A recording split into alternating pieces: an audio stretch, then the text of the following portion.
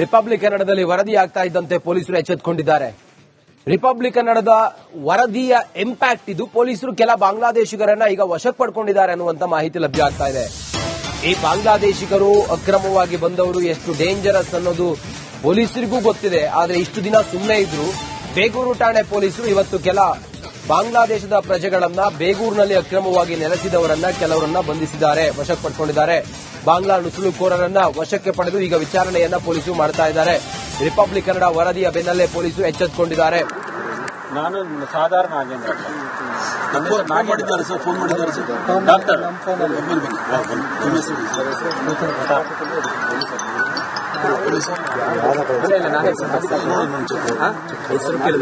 ದಾಳಿ ಮಾಡಿ ಓಡೋಕೆ ನಾವು ಕೇಳಿದ್ರೆ ಹೇಳಿದ್ರು. ನಾವು ಈ ತರ ಬಾಂಗ್ಲಾ ಅವ್ರಿಗೂ ಗೊತ್ತಿದೆ.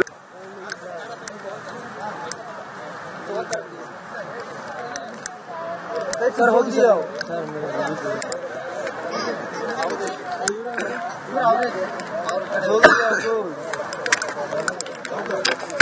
ಅವರ ಮಿಸಸ್ ಅಲ್ಲಿದ್ದಾರೆ, ಬರ್ತಾ ಇದಾರಂತೆ, ಫೋನ್ ಮಾಡಿದ್ದಾರೆ. ಜಲ್ದಿ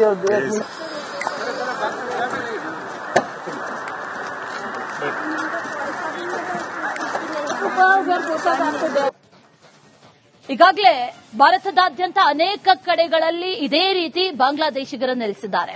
ರಿಪಬ್ಲಿಕ್ ಕನ್ನಡ ಅವರೆಲ್ಲರ ವಿರುದ್ಧವೂ ಕೂಡ ಸಮರವನ್ನ ಸಾರಿದೆ. ಬೆಂಗಳೂರಲ್ಲಿ ಗಲ್ಲಿಗಳಲ್ಲಿ ಈ ಬಾಂಗ್ಲಾದೇಶಿಗರು ನೆಲೆಸಿದ್ದಾರೆ. ಅದರಲ್ಲೂ ವಿಶೇಷವಾಗಿ ಗೌರೇನಹಳ್ಳಿಯಲ್ಲಿ ಮಿನಿ ಬಾಂಗ್ಲಾದೇಶವನ್ನೇ ಇವರು ಸೃಷ್ಟಿ ಮಾಡಿಕೊಂಡಿದ್ದಾರೆ. ಅದಕ್ಕೆ ಸಂಬಂಧಪಟ್ಟಂತ ಕಂಪ್ಲೀಟ್ ವರದಿ ನಿಮ್ಮ ಮುಂದೆ.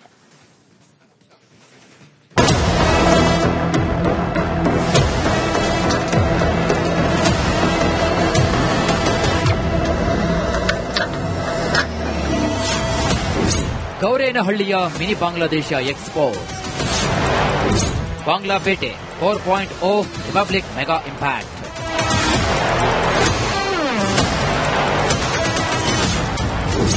ಐನೂರಕ್ಕೂ ಹೆಚ್ಚು ಅಕ್ರಮ ಶೆಡ್ಗಳು ನೆಲಸಮ. ಇದ್ಯಾವುದೋ ಬಿಬಿಎಂಪಿ ಕಸ ವಿಲೇವಾರಿ ಮಾಡುವಂತಹ ಘಟಕವಲ್ಲ. ಆನೇಕಲ್ನ ಗೌರೇನಹಳ್ಳಿಯಲ್ಲಿ ಅಕ್ರಮವಾಗಿ ಬಾಂಗ್ಲಾದೇಶಿಗರು ನೆಲೆಯೂರಿದ್ದಾರೆ. ಸುಮಾರು 2 ವರ್ಷದಿಂದ ಇಲ್ಲೇ ನೆಲೆಸಿದ್ದಾರೆ. ನಿಮ್ಮ ರಿಪಬ್ಲಿಕ್ ಕನ್ನಡ ನುಸುಳುಕೋರರನ್ನ ಮೊನ್ನೆ ಸೋಮವಾರ ಅಂದ್ರೆ ಜನವರಿ 12ರಂದು ಎಕ್ಸ್ಪೋಸ್ ಮಾಡಿತ್ತು. ಆಧಾರ್, ಜನನ ಪ್ರಮಾಣ ಪತ್ರ ಎಲ್ಲವೂ ಫೇಕ್.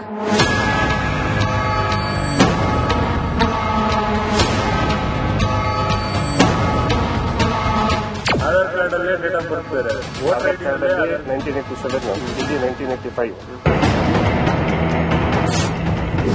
ಅಕ್ರಮ ಒತ್ತುವರಿದಾರರಿಗೆ ವಿದ್ಯುತ್ ಸಂಪರ್ಕ.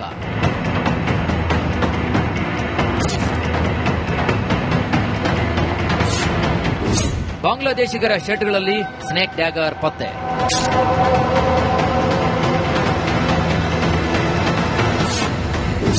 ನುಸುಳುಕೋರರ ವಿರುದ್ಧ ರಿಪಬ್ಲಿಕ್ ಕನ್ನಡ ಸಮರ.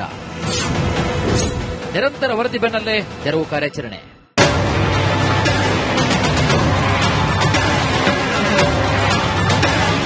ರಿಪಬ್ಲಿಕ್ ಕನ್ನಡ ನುಸುಳುಕೋರರ ಅಡ್ಡೆಗೆ ಎಂಟ್ರಿ ಕೊಡ್ತಾ ಇದ್ದಂತೆ ಅಕ್ರಮ ವಾಸಿಗಳನ್ನು ತೆರವುಗೊಳಿಸಲಾಗಿದೆ. ಸರ್ಕಾರದ ಯೋಜನೆಗಳನ್ನು ದುರುಪಯೋಗ ಪಡಿಸಿಕೊಂಡು ಶೆಡ್ಗಳಲ್ಲಿ ವಾಸಿಸಿ ಸೀಸ್ ಆದ ಆಟೋ ಬಳಸುತ್ತಿದ್ದ ಅಕ್ರಮ ಬಾಂಗ್ಲಾದೇಶಿಯರನ್ನ ಜಾಗ ಖಾಲಿ ಮಾಡಿಸಲಾಗಿದೆ.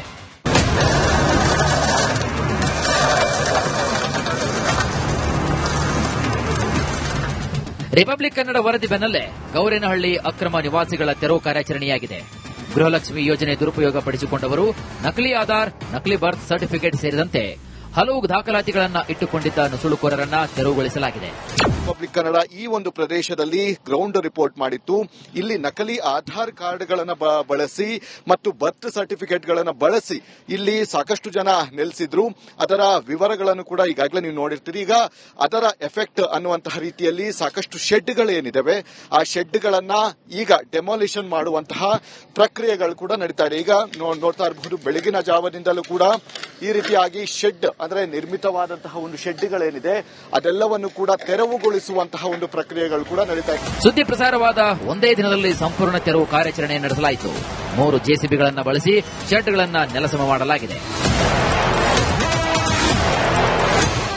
ನೋಡ್ತಾ ಇರಬಹುದು ದೃಶ್ಯಗಳಲ್ಲಿ ಸಾಕಷ್ಟು ಸಂಖ್ಯೆಯಲ್ಲಿ ಅಂದ್ರೆ ಹೆಚ್ಚು ಕಡಿಮೆ ಇಲ್ಲಿದ್ದಂತಹ ಸ್ಥಳೀಯರು ಹೇಳುವಂತಹ ಪ್ರಕಾರ ಹೆಚ್ಚು ಕಡಿಮೆ 500ಕ್ಕೂ ಹೆಚ್ಚು ಈ ಒಂದು ಭಾಗದಲ್ಲಿ ಶೆಡ್ಗಳಿತ್ತು. ಶೆಡ್ಗಳನ್ನು ಹಾಕಿ ಹೆಚ್ಚು ಕಡಿಮೆ 600ಕ್ಕೂ ಹೆಚ್ಚು ಜನ ಈ ಒಂದು ಪ್ರದೇಶದಲ್ಲಿ ವಾಸವಾಗಿದ್ರು.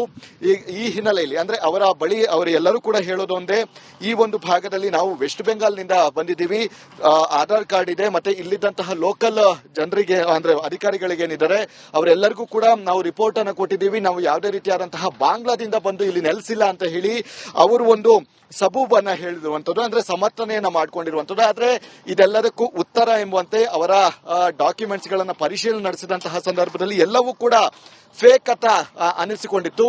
ಈ ಹಿನ್ನೆಲೆಯಲ್ಲಿ ಸದ್ಯದ ಮಟ್ಟಿಗೆ ಈ ಒಂದು ಏನು ತೆರವು ಕಾರ್ಯಾಚರಣೆಗಳೇನಿದೆ ಆ ತೆರವು ಕಾರ್ಯಾಚರಣೆಗಳನ್ನ ಮಾಡುವಂತಹ ಮುಖಾಂತರ ಈಗ ಇಲ್ಲಿರುವಂತಹ ಅಕ್ರಮ ಬಾಂಗ್ಲಾ ನಿವಾಸಿಗಳನ್ನ ಇಲ್ಲಿಂದ ವಾಪಸ್ ಕಳಿಸುವಂತಹ ಒಂದು ಪ್ರಕ್ರಿಯೆಗಳನ್ನು ಕೂಡ ಮಾಡ್ತಾ ಇದ್ದಾರೆ. ಈ ರೀತಿಯಾಗಿ ನುಸುಳುಕೋರರಿಗೆ ಯಾವುದೇ ರೀತಿಯಾದಂತಹ ಏನದ ಅವರಿಗೆ ಕನಿಕರ ತೋರಿಸುವಂತಹ ಒಂದು ಪ್ರಯತ್ನಗಳನ್ನು ಕೂಡ ಇಲ್ಲಿನ ಭಾರತೀಯರು ಮಾಡಬಾರದು. ಹೀಗಾಗಿ ಈ ರೀತಿಯಾದಂತಹ ಅಕ್ರಮ ನಿವಾಸಿಗಳನ್ನ ಇಲ್ಲಿಂದ ಹೊರಗಡೆ ಕಳಿಸುವಂತಹ ಒಂದು ಅಭಿಯಾನವನ್ನ ಈಗಾಗಲೇ ರಿಪಬ್ಲಿಕ್ ಕನ್ನಡ ಮಾಡ್ತಾ ಇರುವಂತದ್ದು. ಹೀಗಾಗಿ ಸದ್ಯದ ಮಟ್ಟಿಗೆ ಏನೊಂದು ಗೋರೇನಹಳ್ಳಿಯಲ್ಲಿ ಸಂಪೂರ್ಣವಾಗಿ ಇದ್ದಂತಹ ಅಂದ್ರೆ ಒಂದು 500ರಿಂದ 600 ಟೆಂಟ್ಗಳೇನಿದೆ, ಶೆಡ್ಗಳೇನಿದೆ ಅದೆಲ್ಲವನ್ನು ಕೂಡ ತೆರವುಗೊಳಿಸುವಂತಹ ಒಂದು ಕೆಲಸಗಳನ್ನ ಈಗ ಮಾಡ್ತಾ ಇದ್ದಾರೆ. ಕ್ಯಾಮರಾಮನ್ ಮಂಜುನಾಥ್ ಜೊತೆ ಅಭಿಷೇಕ್ ಜಯಶಂಕರ್, ರಿಪಬ್ಲಿಕ್ ಕನ್ನಡ.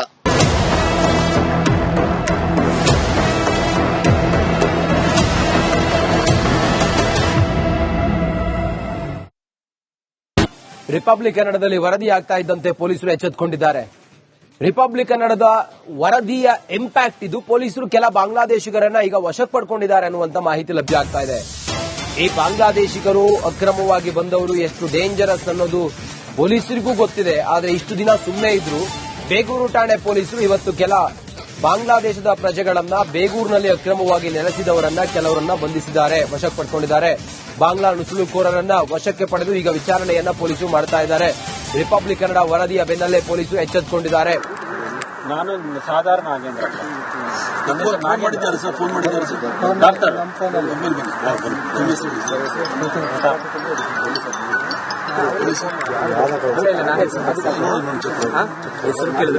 ದಾಳಿ ಮಾಡಿ ಓಡೋಕೆ ನಾವು ಕೇಳಿದ್ರೆ ಹೇಳಿದ್ರು ನಾವು ಈ ತರ ಬಾಂಗ್ಲಾ ಅವ್ರಿಗೂ ಗೊತ್ತಿಲ್ಲ.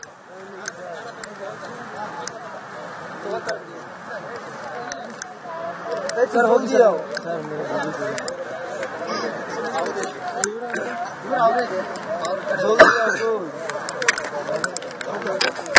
ಅವರ ಮಿಸ್ಸಸ್ ಅಲ್ಲಿದ್ದಾರೆ, ಬರ್ತಾ ಇದಾರಂತೆ, ಫೋನ್ ಮಾಡಿದ್ದಾರೆ. ಜೋಲ್ದಿ ಅವ್ರು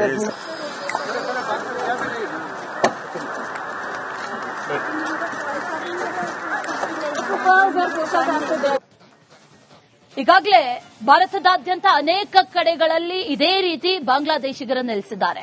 ರಿಪಬ್ಲಿಕ್ ಕನ್ನಡ ಅವರೆಲ್ಲರ ವಿರುದ್ಧವೂ ಕೂಡ ಸಮರವನ್ನ ಸಾರಿದೆ. ಬೆಂಗಳೂರಲ್ಲಿ ಗಲ್ಲಿ ಗಲ್ಲಿಗಳಲ್ಲಿ ಈ ಬಾಂಗ್ಲಾದೇಶಿಗರು ನೆಲೆಸಿದ್ದಾರೆ. ಅದರಲ್ಲೂ ವಿಶೇಷವಾಗಿ ಗೌರೇನಹಳ್ಳಿಯಲ್ಲಿ ಮಿನಿ ಬಾಂಗ್ಲಾದೇಶವನ್ನೇ ಇವರು ಸೃಷ್ಟಿ ಮಾಡಿಕೊಂಡಿದ್ದಾರೆ. ಅದಕ್ಕೆ ಸಂಬಂಧಪಟ್ಟಂತ ಕಂಪ್ಲೀಟ್ ವರದಿ ನಿಮ್ಮ ಮುಂದೆ.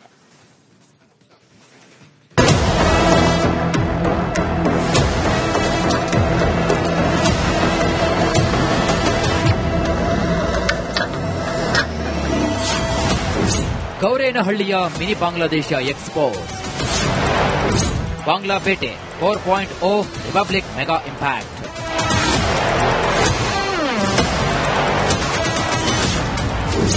ಐನೂರಕ್ಕೂ ಹೆಚ್ಚು ಅಕ್ರಮ ಶೆಡ್ಗಳು ನೆಲಸಮ. ಇದ್ಯಾವುದೋ ಬಿಬಿಎಂಪಿ ಕಸ ವಿಲೇವಾರಿ ಮಾಡುವಂತಹ ಘಟಕವಲ್ಲ. ಆನೇಕಲ್ನ ಗೌರೇನಹಳ್ಳಿಯಲ್ಲಿ ಅಕ್ರಮವಾಗಿ ಬಾಂಗ್ಲಾದೇಶಿಗರು ನೆಲೆಯೂರಿದ್ದಾರೆ. ಸುಮಾರು 2 ವರ್ಷದಿಂದ ಇಲ್ಲೇ ನೆಲೆಸಿದ್ದಾರೆ. ನಿಮ್ಮ ರಿಪಬ್ಲಿಕ್ ಕನ್ನಡ ನುಸುಳುಕೋರರನ್ನ ಮೊನ್ನೆ ಸೋಮವಾರ ಅಂದ್ರೆ ಜನವರಿ 12ರಂದು ಎಕ್ಸ್ಪೋಸ್ ಮಾಡಿತ್ತು. ಆಧಾರ್, ಜನನ ಪ್ರಮಾಣ ಪತ್ರ ಎಲ್ಲವೂ ಫೇಕ್.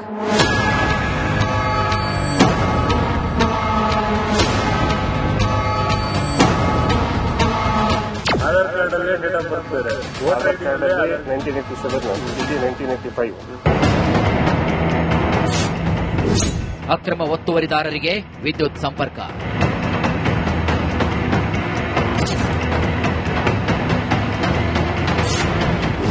ಬಾಂಗ್ಲಾದೇಶಿಗರ ಶೆಡ್ಗಳಲ್ಲಿ ಸ್ನೇಕ್ ಡ್ಯಾಗರ್ ಪತ್ತೆ.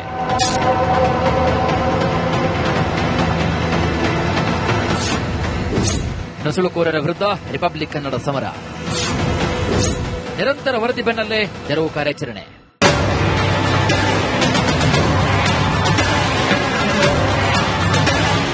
ರಿಪಬ್ಲಿಕ್ ಕನ್ನಡ ನುಸುಳುಕೋರರ ಅಡ್ಡೆಗೆ ಎಂಟ್ರಿ ಕೊಡ್ತಾ ಇದ್ದಂತೆ ಅಕ್ರಮ ವಾಸಿಗಳನ್ನ ತೆರವುಗೊಳಿಸಲಾಗಿದೆ.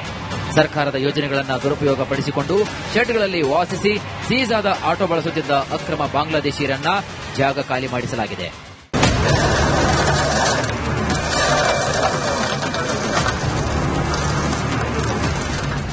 ರಿಪಬ್ಲಿಕ್ ಕನ್ನಡ ವರದಿ ಬೆನ್ನಲ್ಲೇ ಗೌರೇನಹಳ್ಳಿ ಅಕ್ರಮ ನಿವಾಸಿಗಳ ತೆರವು ಕಾರ್ಯಾಚರಣೆಯಾಗಿದೆ. ಗೃಹಲಕ್ಷ್ಮಿ ಯೋಜನೆ ದುರುಪಯೋಗ ಪಡಿಸಿಕೊಂಡವರು ನಕಲಿ ಆಧಾರ್, ನಕಲಿ ಬರ್ತ್ ಸರ್ಟಿಫಿಕೇಟ್ ಸೇರಿದಂತೆ ಹಲವು ದಾಖಲಾತಿಗಳನ್ನ ಇಟ್ಟುಕೊಂಡಿದ್ದ ನುಸುಳುಕೋರರನ್ನ ತೆರವುಗೊಳಿಸಲಾಗಿದೆ. ರಿಪಬ್ಲಿಕ್ ಕನ್ನಡ ಈ ಒಂದು ಪ್ರದೇಶದಲ್ಲಿ ಗ್ರೌಂಡ್ ರಿಪೋರ್ಟ್ ಮಾಡಿತ್ತು. ಇಲ್ಲಿ ನಕಲಿ ಆಧಾರ್ ಕಾರ್ಡ್ಗಳನ್ನು ಬಳಸಿ ಮತ್ತು ಬರ್ತ್ ಸರ್ಟಿಫಿಕೇಟ್ಗಳನ್ನು ಬಳಸಿ ಇಲ್ಲಿ ಸಾಕಷ್ಟು ಜನ ನೆಲೆಸಿದ್ರು. ಅದರ ವಿವರಗಳನ್ನು ಕೂಡ ಈಗಾಗಲೇ ನೀವು ನೋಡಿರ್ತೀರಿ. ಈಗ ಅದರ ಎಫೆಕ್ಟ್ ಅನ್ನುವಂತಹ ರೀತಿಯಲ್ಲಿ ಸಾಕಷ್ಟು ಶೆಡ್ಗಳೇನಿದಾವೆ ಆ ಶೆಡ್ಗಳನ್ನ ಈಗ ಡೆಮಾಲಿಷನ್ ಮಾಡುವಂತಹ ಪ್ರಕ್ರಿಯೆಗಳು ಕೂಡ ನಡೀತಾ ಇದೆ. ಈಗ ನೋಡ್ತಾ ಇರಬಹುದು, ಬೆಳಗಿನ ಜಾವದಿಂದಲೂ ಕೂಡ ಈ ರೀತಿಯಾಗಿ ಶೆಡ್ ಅಂದ್ರೆ ನಿರ್ಮಿತವಾದಂತಹ ಒಂದು ಶೆಡ್ಗಳೇನಿದೆ ಅದೆಲ್ಲವನ್ನು ಕೂಡ ತೆರವುಗೊಳಿಸುವಂತಹ ಒಂದು ಪ್ರಕ್ರಿಯೆಗಳು ಕೂಡ ನಡೀತಾ ಇದೆ. ಸುದ್ದಿ ಪ್ರಸಾರವಾದ ಒಂದೇ ದಿನದಲ್ಲಿ ಸಂಪೂರ್ಣ ತೆರವು ಕಾರ್ಯಾಚರಣೆ ನಡೆಸಲಾಯಿತು. 3 ಜೆಸಿಬಿಗಳನ್ನು ಬಳಸಿ ಶೆಡ್ಗಳನ್ನು ನೆಲಸಮ ಮಾಡಲಾಗಿದೆ. ನೋಡ್ತಾ ಇರಬಹುದು ದೃಶ್ಯಗಳಲ್ಲಿ ಸಾಕಷ್ಟು ಸಂಖ್ಯೆಯಲ್ಲಿ ಅಂದ್ರೆ ಹೆಚ್ಚು ಕಡಿಮೆ ಇಲ್ಲಿದ್ದಂತಹ ಸ್ಥಳೀಯರು ಹೇಳುವಂತಹ ಪ್ರಕಾರ ಹೆಚ್ಚು ಕಡಿಮೆ 500ಕ್ಕೂ ಹೆಚ್ಚು ಈ ಒಂದು ಭಾಗದಲ್ಲಿ ಶೆಡ್ಗಳಿತ್ತು. ಶೆಡ್ಗಳನ್ನು ಹಾಕಿ ಹೆಚ್ಚು ಕಡಿಮೆ 600ಕ್ಕೂ ಹೆಚ್ಚು ಜನ ಈ ಒಂದು ಪ್ರದೇಶದಲ್ಲಿ ವಾಸವಾಗಿದ್ರು. ಈ ಹಿನ್ನೆಲೆಯಲ್ಲಿ ಅಂದ್ರೆ ಅವರ ಬಳಿ ಅವರೆಲ್ಲರೂ ಕೂಡ ಹೇಳೋದು ಒಂದೇ, ಈ ಒಂದು ಭಾಗದಲ್ಲಿ ನಾವು ವೆಸ್ಟ್ ಬೆಂಗಾಲ್ನಿಂದ ಬಂದಿದ್ದೀವಿ, ಆಧಾರ್ ಕಾರ್ಡ್ ಇದೆ, ಮತ್ತೆ ಇಲ್ಲಿದ್ದಂತಹ ಲೋಕಲ್ ಜನರಿಗೆ ಅಂದ್ರೆ ಅಧಿಕಾರಿಗಳಿಗೇನಿದ್ದಾರೆ ಅವರೆಲ್ಲರಿಗೂ ಕೂಡ ನಾವು ರಿಪೋರ್ಟ್ ಅನ್ನು ಕೊಟ್ಟಿದ್ದೀವಿ, ನಾವು ಯಾವುದೇ ರೀತಿಯಾದಂತಹ ಬಾಂಗ್ಲಾದಿಂದ ಬಂದು ಇಲ್ಲಿ ನೆಲೆಸಿಲ್ಲ ಅಂತ ಹೇಳಿ ಅವರು ಒಂದು ಸಬೂಬನ್ನ ಹೇಳಿರುವಂತದ್ದು, ಅಂದ್ರೆ ಸಮರ್ಥನೆಯನ್ನ ಮಾಡ್ಕೊಂಡಿರುವಂತದ್ದು. ಆದ್ರೆ ಇದೆಲ್ಲದಕ್ಕೂ ಉತ್ತರ ಎಂಬಂತೆ ಅವರ ಡಾಕ್ಯುಮೆಂಟ್ಸ್ ಗಳನ್ನ ಪರಿಶೀಲನೆ ನಡೆಸಿದಂತಹ ಸಂದರ್ಭದಲ್ಲಿ ಎಲ್ಲವೂ ಕೂಡ ಫೇಕ್ ಅಂತ ಅನಿಸಿಕೊಂಡಿತ್ತು. ಈ ಹಿನ್ನೆಲೆಯಲ್ಲಿ ಸದ್ಯದ ಮಟ್ಟಿಗೆ ಈ ಒಂದು ಏನು ತೆರವು ಕಾರ್ಯಾಚರಣೆಗಳೇನಿದೆ ಆ ತೆರವು ಕಾರ್ಯಾಚರಣೆಗಳನ್ನ ಮಾಡುವಂತಹ ಮುಖಾಂತರ ಈಗ ಇಲ್ಲಿರುವಂತಹ ಅಕ್ರಮ ಬಾಂಗ್ಲಾ ನಿವಾಸಿಗಳನ್ನ ಇಲ್ಲಿಂದ ವಾಪಸ್ ಕಳಿಸುವಂತಹ ಒಂದು ಪ್ರಕ್ರಿಯೆಗಳನ್ನು ಕೂಡ ಮಾಡ್ತಾ ಇದ್ದಾರೆ. ಈ ರೀತಿಯಾಗಿ ನುಸುಳುಕೋರರಿಗೆ ಯಾವುದೇ ರೀತಿಯಾದಂತಹ ಏನದ ಅವರಿಗೆ ಕನಿಕರ ತೋರಿಸುವಂತಹ ಒಂದು ಪ್ರಯತ್ನಗಳನ್ನು ಕೂಡ ಇಲ್ಲಿನ ಭಾರತೀಯರು ಮಾಡಬಾರದು. ಹೀಗಾಗಿ ಈ ರೀತಿಯಾದಂತಹ ಅಕ್ರಮ ನಿವಾಸಿಗಳನ್ನ ಇಲ್ಲಿಂದ ಹೊರಗಡೆ ಕಳಿಸುವಂತಹ ಒಂದು ಅಭಿಯಾನವನ್ನ ಈಗಾಗಲೇ ರಿಪಬ್ಲಿಕ್ ಕನ್ನಡ ಮಾಡ್ತಾ ಇರುವಂತದ್ದು. ಹೀಗಾಗಿ ಸದ್ಯದ ಮಟ್ಟಿಗೆ ಏನೊಂದು ಗೋರೇನಹಳ್ಳಿಯಲ್ಲಿ ಸಂಪೂರ್ಣವಾಗಿ ಇದ್ದಂತಹ ಅಂದ್ರೆ ಒಂದು 500ರಿಂದ 600 ಟೆಂಟ್ಗಳೇನಿದೆ, ಶೆಡ್ಗಳೇನಿದೆ ಅದೆಲ್ಲವನ್ನು ಕೂಡ ತೆರವುಗೊಳಿಸುವಂತಹ ಒಂದು ಕೆಲಸಗಳನ್ನ ಈಗ ಮಾಡ್ತಾ ಇದ್ದಾರೆ. ಕ್ಯಾಮರಾಮನ್ ಮಂಜುನಾಥ್ ಜೊತೆ ಅಭಿಷೇಕ್ ಜಯಶಂಕರ್, ರಿಪಬ್ಲಿಕ್ ಕನ್ನಡ.